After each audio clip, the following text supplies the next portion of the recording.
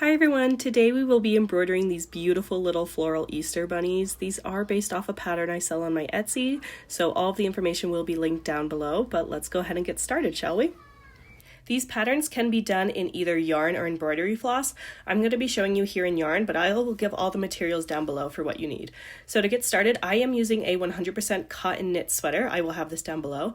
And I'm also going to be using some yarn on this embroidery pattern. Again, I will have all the colors I use down below, but I just wanted to show you on the back of each skein, there will be this tiny little yarn symbol, and mine says medium weight 4, and that's what I will be using for this pattern. You can use a medium or a bulky weight 5, or a weight 3 yarn, and then anything below a weight 3 is really considered DMC floss, and I'll go over that shortly. You're also going to need a sticker with my template printed out. I already peeled this one off, so I was just trying to show you for purposes, but it does peel. It's sticky on the back, so you can stick it to your garment, and then it washes off in the washer or under the sink.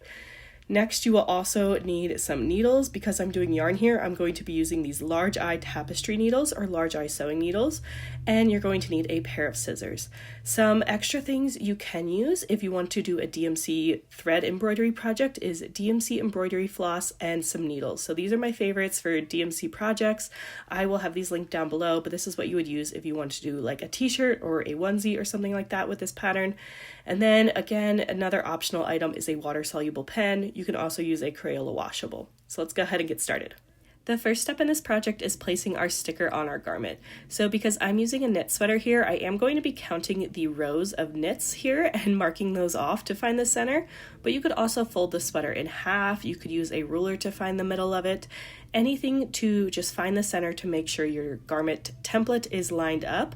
I like to use this method here where I kind of count out the number of knit lines just for my knits. But honestly, sometimes eyeballing it works even better for me. So you'll just see me counting out here. I think I have 17 on each side. So I'm just kind of marking out the centers there to find the center. But once you find the center, then you also want to find the placement up or down on the sweater. I have these handy little sticker lines on my templates, which are 1 inch from the top, and they are directly centered in the piece of paper. But you also want to make sure that you're not putting the template too low on the bottom. So I like my templates to be about 1 inch from the top, but taking into account that you don't want the bunny to be all the way at the bottom. So if you do need to size it up to be higher on the child's chest, you want it to be as high as possible on these sweaters. Push that down firmly, and then we can begin stitching. We're going to start with our Lazy Daisy pattern, and I have about 3 feet of yarn here on a needle, and I leave a tail here so the needle doesn't pop off. We're going to start with this flower at the bottom, and we're going to come up through the back of the sweater, starting at that first hole in the center of our Lazy Daisy or our little flower. I'm going to poke the needle up through this center and pull it all the way through, making sure to not pull it all the way. You want to leave a tail on the back of about 4 to 6 inches. You'll use this to tie off with later. To start the petal, you're going to go down through that same hole you just created in the center and then poke it up at the first tip of your petal. Note how the yarn is behind my needle when I pull through so that I get this nice little loop. If you're not in the loop, just make sure you kind of go back in the loop and then push that needle down through that same hole you just created outside of the loop. That way you're kind of holding down that loop of the first petal.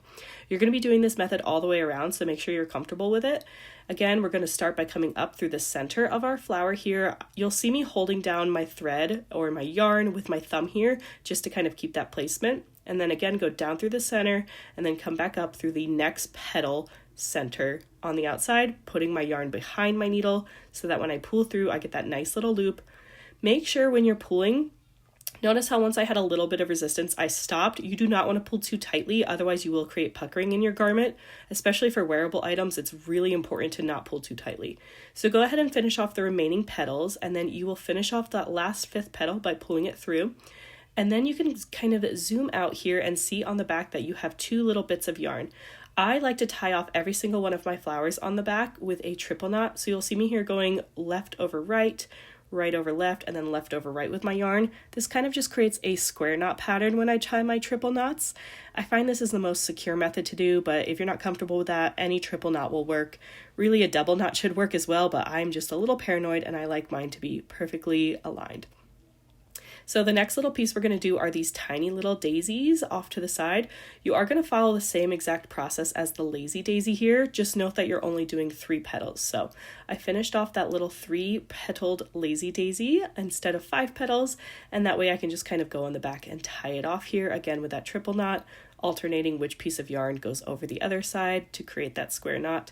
And when I snip off my excess, I like to leave about 1/4 inch so that it doesn't unravel. And there you have it. You can do that for the rest of the petals on the outline. Now we're going to get started on our rose or our woven wheel. And again, thread about 6 feet of yarn in that same method I showed you up front. We are going to again come up through the back of the sweater in the center of our woven wheel. And we are going to poke that through. Again, this is about 6 feet of yarn for these woven wheels. You're going to need a lot more for these roses. You're going to pull that all the way through, again, making sure to leave that tail on the back to tie off with later. And then on each and every single peg of our woven wheel, we are going to create a piece of yarn. I noticed here that I wasn't completely on that line, so I'm going to pull this out and restart. You want to go down through that first line, so where it meets on the outside, and pull that down and through. Again, you're kind of just creating like a wheel pattern here that we're going to weave around. So then again, our next piece will come up through the outside. That way we can just keep constantly going down through the center and then up through the outside of each of these little pegs. There will be dots on the templates you guys work with. This was a test pattern for me that I was doing, but I fixed it for the template that you guys will be working on. So again, go down through the center and then up through the outside peg, creating all these little spokes of our woven wheel. You will have 5 spokes at the end, but I like to just do this method where I go down through the center and then go up through the outside dots to create all of these spokes. Once you finish here, you will be creating 1 spoke that goes down through the center. So I'm just going to go down through the center and pull that needle all the way through. This is exactly what you want your rose to look like when you start at this placement, but now we have to bring the needle back up so we can begin weaving it. So I'm just going to poke it in between any of the 2 spokes, it doesn't really matter, and just pull that all the way through. And then we can begin weaving our pattern. I like to use the eye of the needle for this just so I don't snag it on the sharper point. So I'm going to take the eye of the needle and I'm going to start weaving. So there are 5 points, so you can think of it kind of like 1, 2, 3, 4, 5. I'm going to go underneath 1, 3, and 5 for my first pass. And then the next time around, I'm going to go through 2 and 4. So notice how I'm going under and over every single other one. That way when I come around this next time, it will be the opposite of the one I did the first time. I don't know if that makes sense, but you're kind of just alternating going over and under a peg. That way they alternate with each concentric row. So again, going under here because the previous circle was over, and then I'm skipping one, going over, under, under. You're going to do that the entire way around until you can't see any of those spokes anymore. I kind of like to pull my rows aside to see if I can see any spokes, but once I'm satisfied with how big that is, I can go ahead and take my needle and push it down through the back of the garment. I'm just having a little bit of struggles here. So again, once I'm happy with this, I can kind of just find a placement for my yarn to go back down. I like to kind of aim for going after a spoke just to kind of hide it, but it really doesn't matter. You'll also notice it sometimes kind of goes above, so I just like to kind of pull it under the rows so it looks a little more taut. And then you are done. You can again go ahead, turn this over on the back, and tie this off with a triple knot just like we have been doing. And then the last large element we're going to learn on this bunny before adding our centers and our extras is this little greenery, stem, etc. We are going to be doing a modified lazy daisy stitch here. So I have about 5 feet of yarn on my needle here, and I'm just going to pull that through up on the first petal. So same thing to the lazy daisy, go down through that hole you just created and then up through that first dot of the first petal. I like to start at the top of my greenery and work my way down, but I'll show you why here in a minute. Again, I'm going to pull that through, creating that loop, and then go down through that same hole we just created in order to kind of form a petal of our greenery. You could do this with different colors. I was trying to do something different here with this tan color, but I will also show you a traditional one where I did greenery here for the bunny later.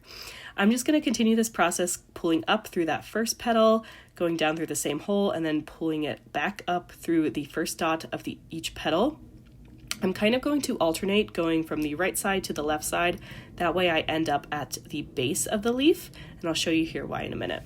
Now you can totally just tie this off as is, but I like to add a little stem to my greenery here. So I'm just going to show you a quick back stitch that we can do to get back up to the top and to kind of hide those middles.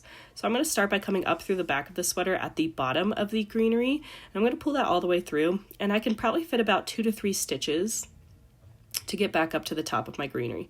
So I'm just going to take my needle, it is starting to come unraveled, so I'm just going to twist that back up here real quick, and then I'm going to go down through the what I consider to be the middle of the greenery. So I'm just creating a leaf here, like a stem leaf here, by going back up to the top of the petal. There's really no rhyme or reason to this, so I'm just going to try to keep my stitches pretty even here at about 1/4 inch away. So again, I'm going to come up about 1/4 inch away and do a back stitch here to that previous stitch I just did. I kind of just like to aim for the same hole I just created so that there's no overlap and you don't really see any white space behind it. So again, coming up at that last stitch at the base of the top petal, we can then go and do a back stitch down through that same hole we just created. Again, I aim for about 2 to 3 of these per these greeneries, but just see what looks best for you. And then the last thing we're going to add is these centers of our lazy daisies and these kind of mini lazy daisies off to the side. So I have about 2 feet of yarn here just so I can get a few centers out of each piece of yarn I thread in. And I'm going to come up through the back of the garment in the center of my flower. You're going to try to come a little off center because you don't want these going down through the same hole, otherwise they will just pull through. So again, once I pull this through, I'm actually going to do a modified French knot here by tying 2 knots, one on top of the other, into my yarn. And this kind of just creates like a little ball or a little knot that I like to use as my center. So that way when I come back down through the yarn, again, make sure you're kind of off center and that you're not in the same hole you just created when you came up. You can pull that through, and then you can pull the other piece of yarn through to kind of just create a modified French knot here. I find these just hold up better for wearables. So then again, on the back side, I like to tie off every single one of my centers just so that it's not messy on the back. It does become bothersome to have to tie off every single one of these, but I find the finished product looks a little better. So again, tie that off with a triple knot, cut off the excess, and I will do this for every single one of my lazy daisies and little mini wildflower lazy daisies I have on this pattern. So I'm going to do one here too. And I'm just going to show you kind of what it looks like since you don't have a center here. I'm just going to come up kind of where I expect the center to be, pull that all the way through, leaving the tail in the back to tie off with, tie off a double knot in the middle, making sure that they are on top of each other so you create that little ball knot effect. And then when I go back down through, I'm kind of going to go up into the flower. That way, again, I'm not in that same hole. And that when I pull it through, it really looks like it's the center of that little daisy there.